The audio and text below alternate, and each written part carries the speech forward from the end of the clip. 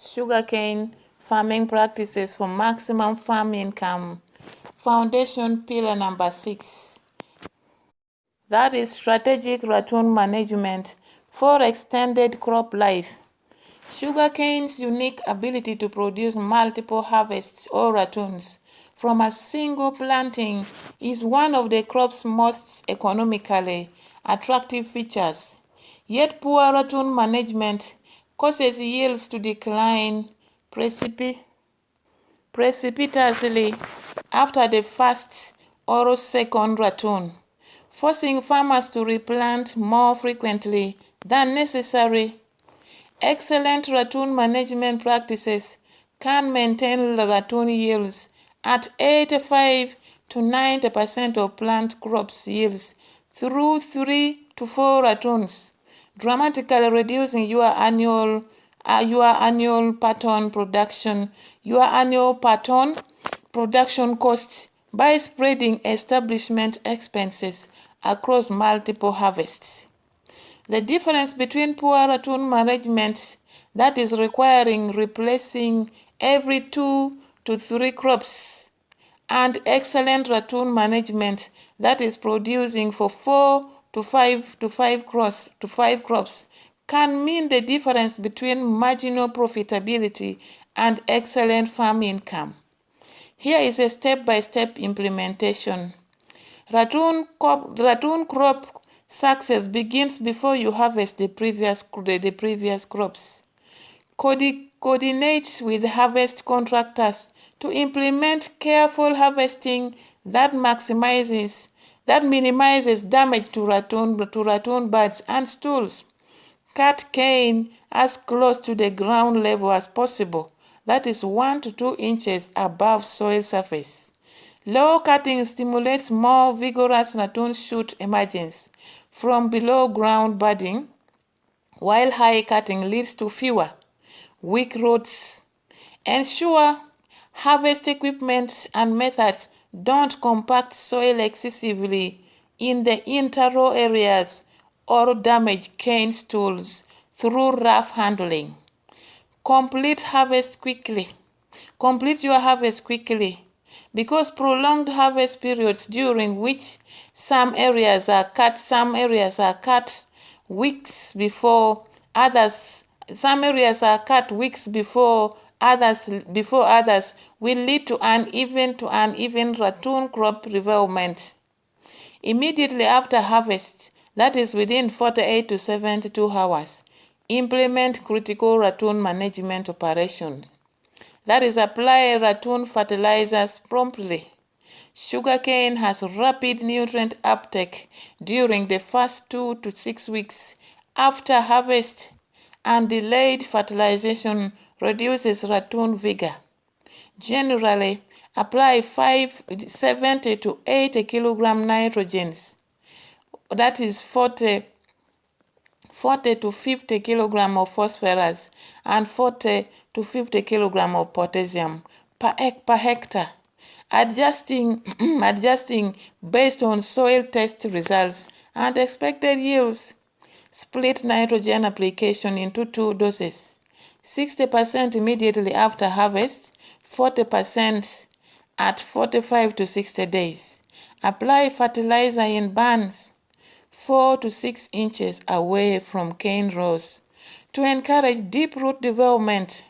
Follow fertilizer application with off-bearing or slight earthing away from the rows. Then irrigate immediately to dissolve nutrients and stimulate bud break. At 30 to 45 days after harvest, thin ratoon shoots to optimal density. Multiple shoots emerge from each stool, that is between 5 to 12 shoots, but allowing all to mature results in numerous thin, low-quality canes. Thin to 2 to 3 vigorous shoots per stool, removing weak and poorly positioned shoots. This increases individual cane thickness, weight, and juice quality. After thinning, implement earthing up, that is drawing soil from inter-rows towards cane rows, creating ridges that cover the base of developing shoots, improving anchorage, stimulate additional root development, and facilitate drainage. Apply trash blanketing as described previously, and maintain optimal irrigation and weed management throughout the crop cycle. For subsequent ratoons, repeat this management cycle meticulously. Monitor ratoon vigor carefully. If third or fourth ratoon shows significantly reduced shoot emergence, thin canes, or overall vigor despite good management, it is time to consider replanting. Generally, plan to replant after 3 to 4 ratoons in most conditions. Though with exceptional management and favorable conditions, some farmers successfully maintain production ratoons through 5 to 6 crops. Here is a troubleshooting guide. If ratoon germination is poor, that is fewer than 8 to 10 shoots per meter of row, investigate whether harvest was delayed, allowing stools to dry out. If soil became excessively dry before fast irrigation, if extreme temperature occurred immediately after harvest, or if there is disease in the stubble. In such cases, consider gap filling by planting new sets in poorly germinated areas, or make the difficult decision to replant if germination is below 60%. If ratoon roots are excessively thin despite thinning, ensure you are providing adequate nitrogen, fertility, and water. Verify you are not over-thinning, leaving too few shoots, and check for pest issues, particularly shoot borer, damaging developing roots. If successive ratoons the ratoon yields decline more rapidly than 10 to 15% per crop, examine whether trash blanketing is being implemented. Verify fertilizer rates aren't being reduced inappropriately.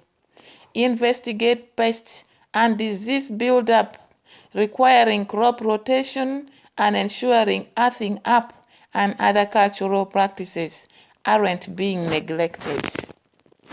Best sugarcane farming practices for maximum farm income. Foundation pillar number 7. That is integrated pest and disease management with natural solutions.